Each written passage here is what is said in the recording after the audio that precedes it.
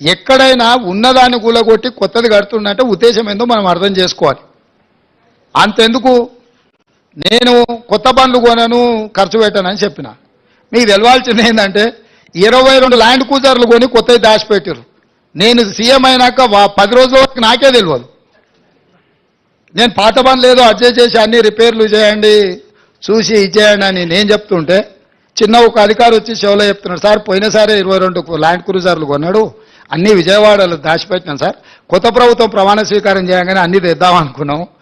ఆయన నెత్తి మీద దరిద్రం ఉండి ఆయన ఇంటికి పోయింది సార్ 22 కొత్త ల్యాండ్ క్రూజర్లు. నేను అసలు ఇన్ని వందల వేల వాహనాలు ఉన్నప్పుడు ఒక్కొక్క బండికి దాదాపుగా 3 కోట్ల రూపాయలు అవుతుంది. మరి బుల్లెట్ ప్రూఫ్ చేసిన తర్వాత ఇంకా కొంచెం ఎక్స్ట్రా అవుతుంది. 22 కొత్త ల్యాండ్ క్రూజర్లు చెప్పా పెట్టకుండా కొని దాచిపెట్టిన కేసీఆర్. మూడోసారి కూడా వస్తాడు అన్ని అందరూ 22